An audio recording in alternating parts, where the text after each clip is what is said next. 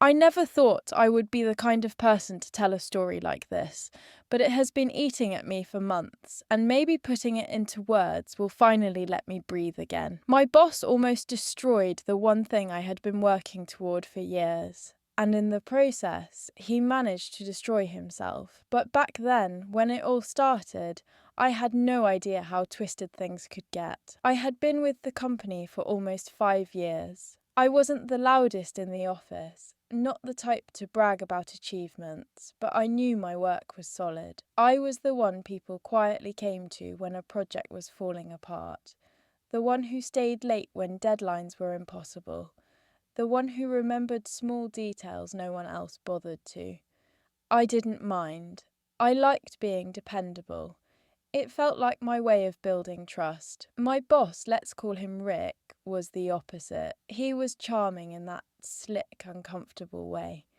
The kind of guy who cracked jokes at meetings, always managed to insert himself into credit for things he hadn't touched, and then disappeared when there was real work to do. People tolerated him because he was good at playing politics, but I never liked the way his eyes slid over people. Like he was calculating what they could give him and nothing more. Still, he was the one above me, and I had learned long ago to swallow my discomfort if I wanted to move forward. The first time I heard I was being considered for promotion, it wasn't from him, it was from a co-worker who overheard a conversation in the elevator between two senior managers. I remember that morning so clearly. I had spilled coffee on my blouse right before stepping into the office, and I was still embarrassed, trying to hide the stain with my cardigan, when my co-worker pulled me aside and whispered that my name had been mentioned for the open team lead role. I almost laughed. It felt surreal, like they couldn't possibly mean me. But later that day, when I checked my email, there was a note from HR scheduling an interview. That was the first time in years I let myself feel proud. On the subway ride home, I kept looking at the people around me, wondering if any of them could tell that my life might be about to change. I wanted to tell my mum, but I held back. She always got so hopeful for me, and I didn't want to disappoint her if it didn't happen. Rick called me into his office the next day. His smile looked rehearsed, the kind that never reached his eyes. He leaned back in his chair, tapping a pen against the desk, and said, "So, I hear you're up for the big seat." My stomach twisted. I nodded, trying to stay calm, but something in his tone made it sound less like encouragement and more like a warning. He told me he was supportive, but the way he said it made me feel anything but safe. That night, I lay awake replaying the conversation. I thought about the hours I had put in, the weekends I had given up, the friendships I had neglected because I wanted to prove myself at work. I thought about the nights I walked home in the rain, exhausted, shoes soaked through, wondering if anyone even noticed how much I carried. And for the first time, I allowed myself to imagine what it would feel like if someone finally did notice. What I didn't know was that Rick had already decided he would never let me have it. The shift in Rick's behaviour was subtle at first, but I noticed it. He started copying me on emails unnecessarily, almost like he wanted to remind me he was watching. He'd interrupt me in meetings with a fake laugh, calling my points interesting, before redirecting the discussion to his own ideas. At first, I brushed it off. That's just how he was, I told myself. He always had to be the centre of attention, but deep down I knew it was more than that.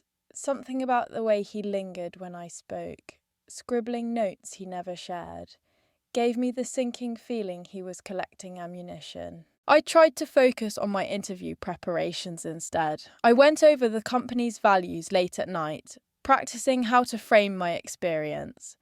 I even recorded myself answering questions, then cringed listening back, forcing myself to fix every nervous and shaky pause. It was exhausting, but I wanted to prove I belonged in that role. One morning, Rick strolled by my desk with his usual coffee in hand, smiling just a little too wide. "Big interview coming up, huh? You nervous? He asked, loud enough for the whole floor to hear. My cheeks burned. I hated how he could make me feel like a schoolgirl caught passing notes. I muttered something about being prepared, and he chuckled like he already knew the outcome. That night, I remembered a conversation I once had with my father years ago. I was in college, panicking about finals, convinced I would fail. He had sat across the kitchen table from me, his calloused hands folded, and said, "You don't have to be the loudest in the room, just the one who doesn't give up." I clung to that memory like armor. The day of the interview came, and I wore my best navy blazer, the one that always made me feel more put together than I really was. I remember sitting in the lobby, clutching a notebook in my lap, while the receptionist smiled politely, but with that faint look of pity, like she had seen dozens of nervous hopefuls before me. The interview itself went well, better than I expected. The managers nodded thoughtfully, asked me about leading projects, about handling conflicts, about how I'd motivate a team. I spoke honestly, not perfectly polished, but real. And I saw them react to that. For the first time, I walked out of a room and didn't immediately start tearing myself apart. I actually felt good. Which is why what happened the next week hit me like a slap in the face. I got called into Rick's office again. He closed the door, leaned forward, and said, "Listen, I want to give you a heads up. There have been concerns raised about your leadership style." My mouth went dry. I asked what he meant, and he shrugged like it was out of his hands. "Apparently, you come across as too emotional. Some people think you might struggle to manage tough personalities." My heart pounded. That wasn't me. Sure, I cared, maybe more than most, but emotional. That was his word for weak. I left his office with my hands shaking, replaying the interview in my head, wondering if I had slipped somehow. Later, one of my co-workers quietly told me Rick had been whispering to senior staff, planting doubts about whether I could handle pressure. That night, I sat at my kitchen table, staring at a cup of tea gone cold, and realised this wasn't paranoia. He was actively trying to poison my chance. I kept telling myself maybe it was just gossip, maybe Rick wasn't actually capable of something that cruel, but deep down I knew better. He thrived on control, and the thought of someone on his team moving ahead of him must have eaten at him like rust. For days after that talk in his office, I walked around the building with this tightness in my chest.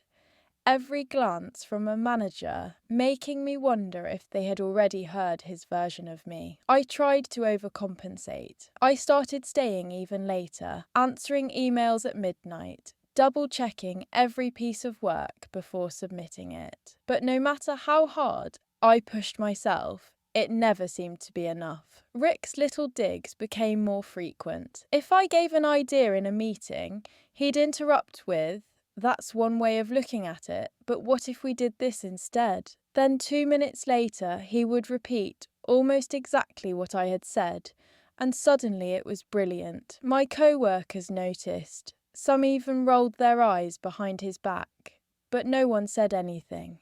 No one wanted to be the target. At night I would lie in bed, staring at the ceiling, remembering all the years I had fought to build myself up in this city. I thought about my tiny apartment with its second-hand furniture, about the mornings I dragged myself onto the subway with aching feet, about the evenings I called my mum just to hear a kind voice after brutal days. This promotion wasn't just a title for me.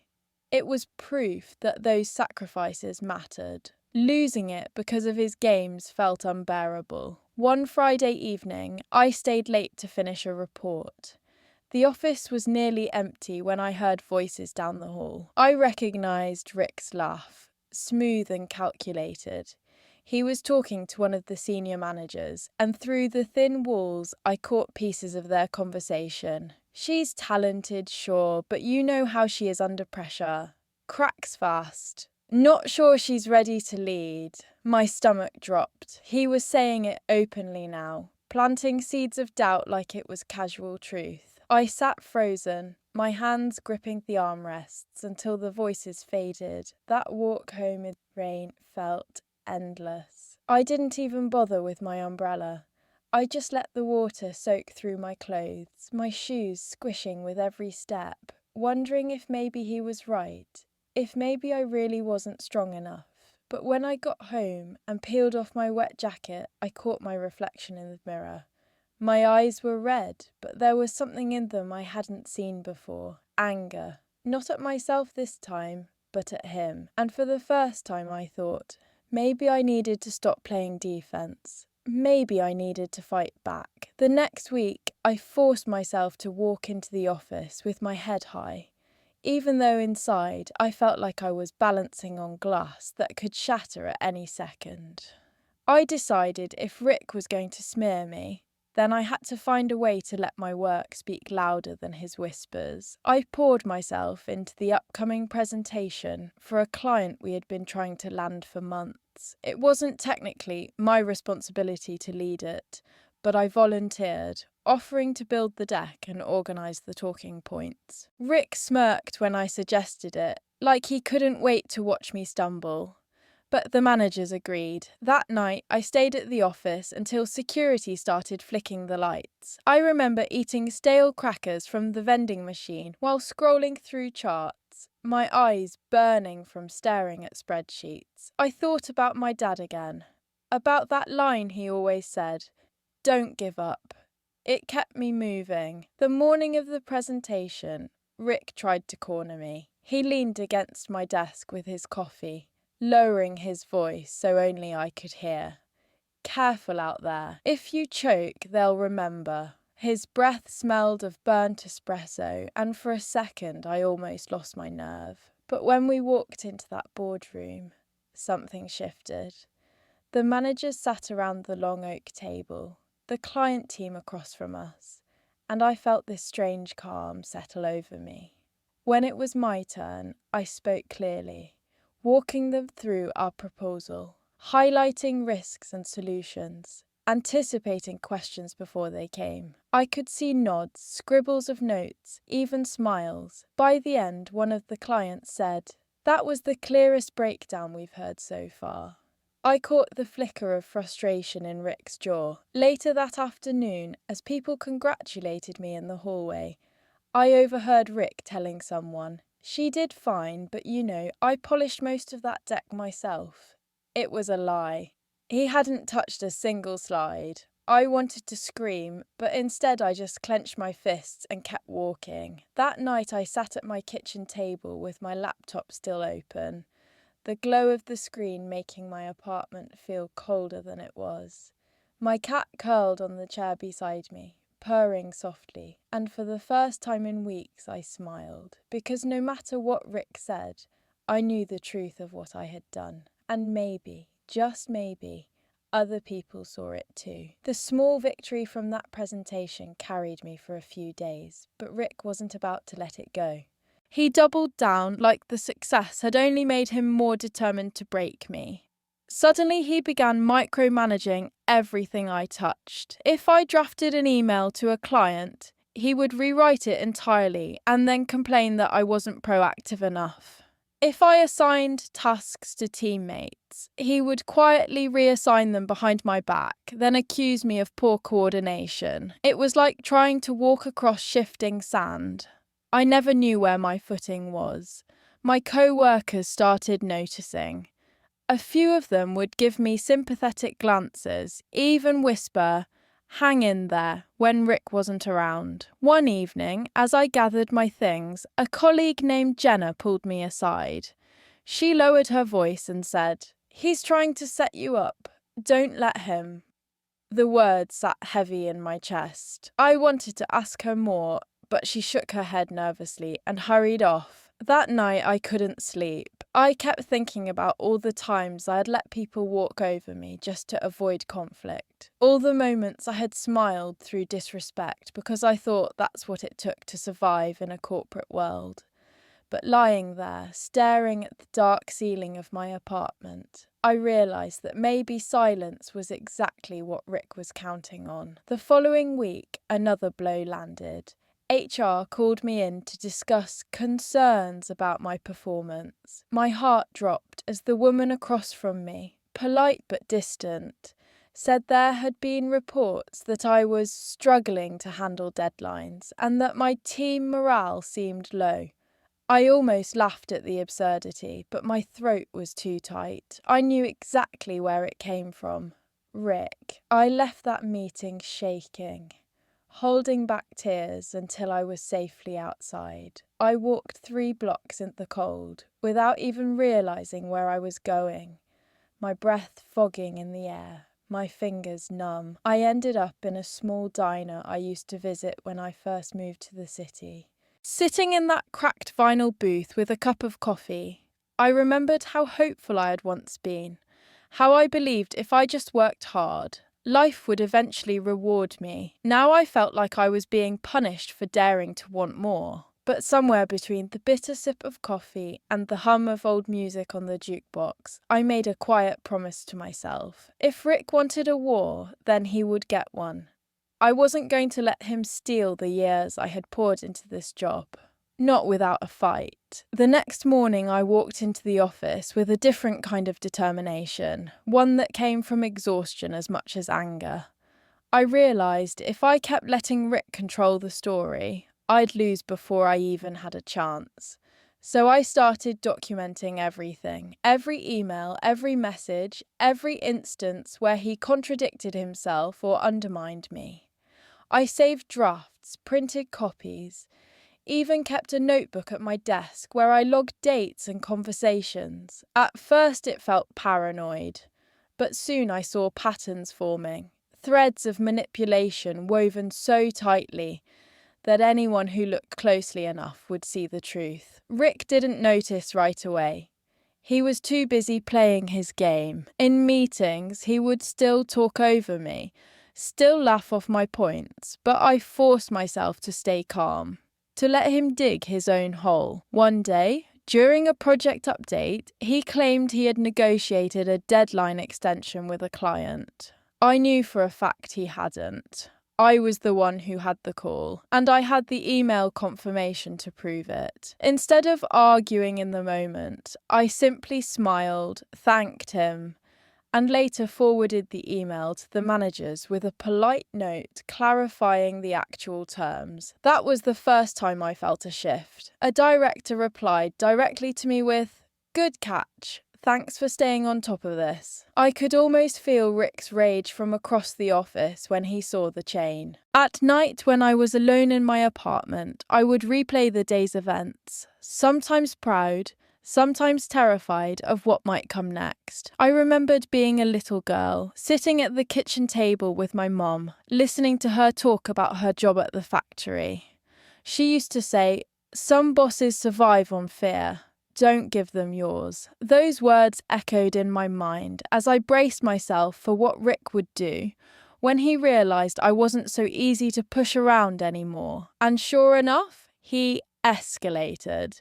He started calling me into his office for pointless check-ins, picking apart my tone, my choice of words, even my outfits. Once he told me my blazer looked too aggressive, like I was trying too hard to impress. I bit my tongue, but inside I was boiling. I began to see it wasn't just about the promotion.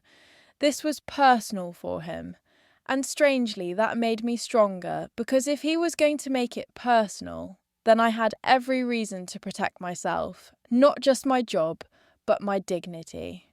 By the time spring rolled around, the tension between us had become impossible to ignore. My co-workers tiptoed around it, pretending not to notice, but I could feel the way the air shifted whenever Rick entered the room while I was speaking. It was like everyone braced for impact. I kept up with my documentation, even started backing up files to a personal drive at home, just in case. I knew how easily things could disappear when someone higher up wanted them gone. At the same time, I pushed myself to keep showing up fully for the job. When a big project landed on our team, a campaign that could make or break our quarter, I volunteered to coordinate. Rick sneered at first, but when the managers agreed, he had no choice but to let me. Those weeks were brutal. I was working 12-hour days, surviving on takeout and caffeine. My apartment turning into a graveyard of empty coffee cups and wrinkled blouses draped over chairs. But my team trusted me,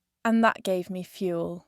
I remembered one night, sitting in the office long after sunset, the city lights glowing outside the windows. Jenna popped her head in with a tired smile and said, "Honestly, you're the only reason this place hasn't collapsed." I laughed, but inside it meant everything. Still, Rick couldn't stand the fact that people were beginning to look at me as a leader. He started undermining me in subtler ways, like sending urgent tasks to team members behind my back, so they'd be too busy to complete the assignments I gave them. More than once I caught him in outright lies, telling managers a report wasn't ready when I had already delivered it days earlier. Each time I stayed calm, provided receipts, and let the truth speak. But the stress was eating at me. I'd wake up at 3 a.m. with my heart racing, my mind already spinning with tomorrow's battles. I thought about quitting more than once, but then I thought about my younger self,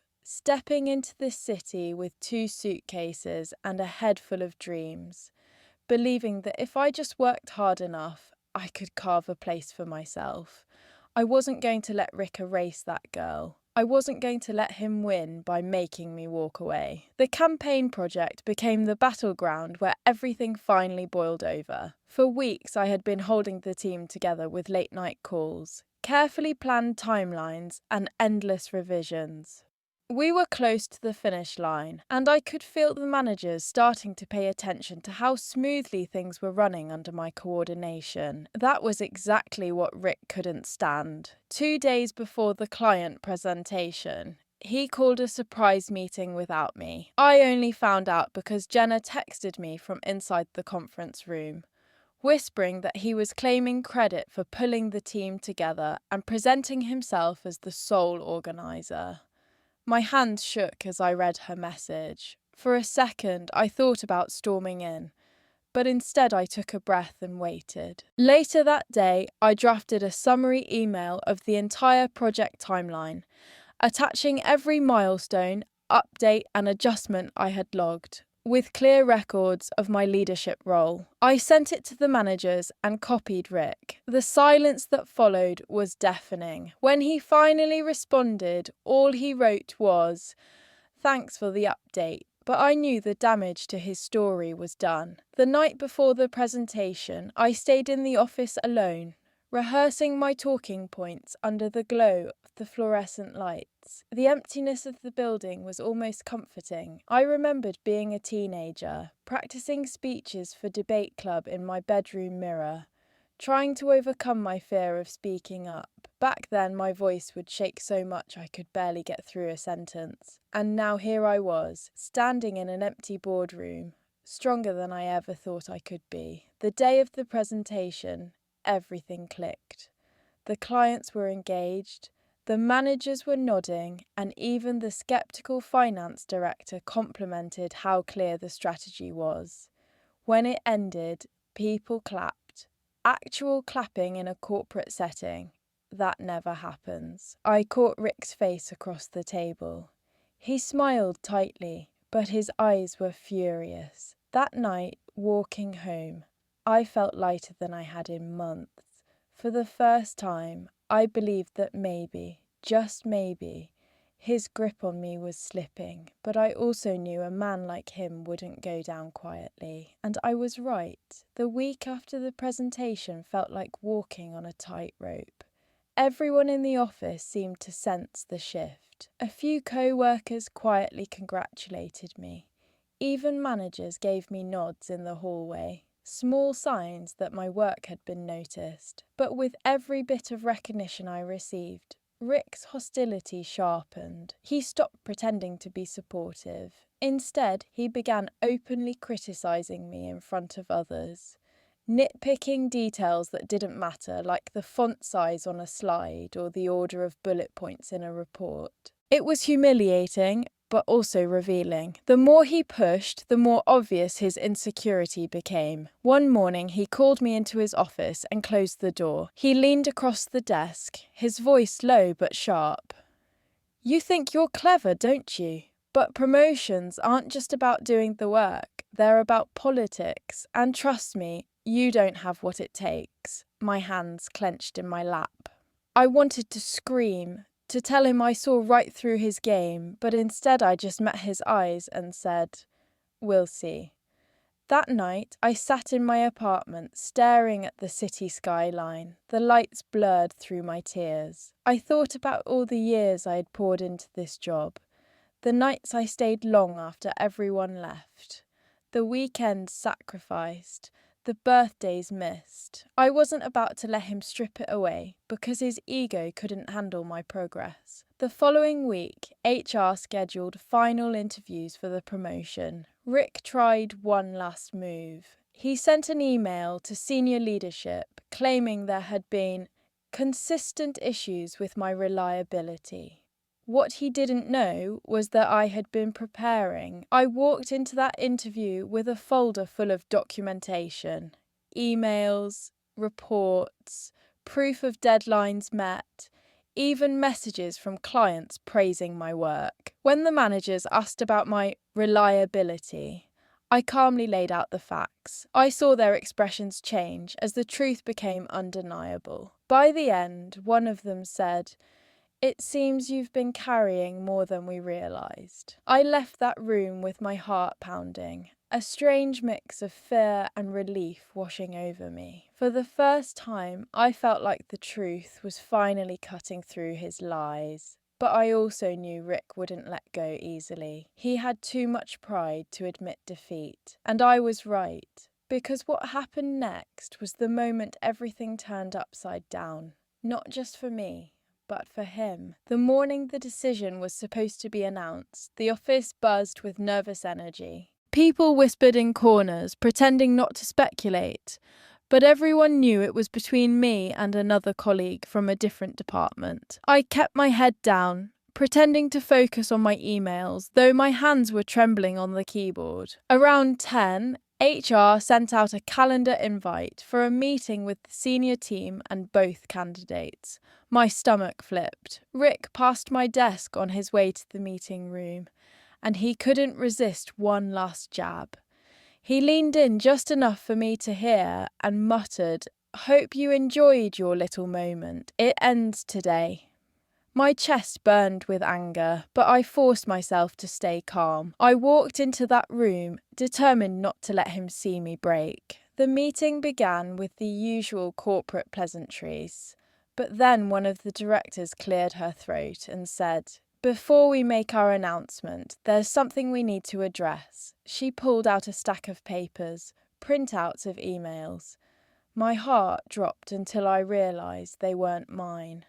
They were Rick's. Another manager explained that concerns had been raised about his conduct. Apparently, several co-workers had come forward, and when HR investigated, they found a pattern of misleading communication, attempts to discredit employees, and even cases of him taking credit for work that wasn't his. My pulse roared in my ears as I sat there, barely breathing. Rick's face turned red, then pale.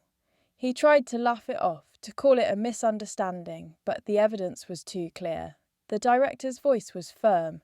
"This is unacceptable behaviour from someone in a leadership role." For a moment, no one spoke. The tension in that room was electric. Then, as if nothing could be more ordinary, the director continued. "As for the promotion, we've decided to award it to..." She looked right at me. "You." The world tilted. I felt like I was floating and sinking all at once. Rick's chair scraped back as he stood abruptly, mumbling something about needing to speak privately, but no one followed him. The meeting moved on without him, as if he had already been erased. Walking back to my desk afterward, my co-workers looked at me with quiet smiles, some even whispering congratulations. I sat down, my hands still shaking, and let the truth sink in. I had won, and Rick, He had finally lost. The hours after the announcement passed in a blur. Emails flooded in with polite congratulations.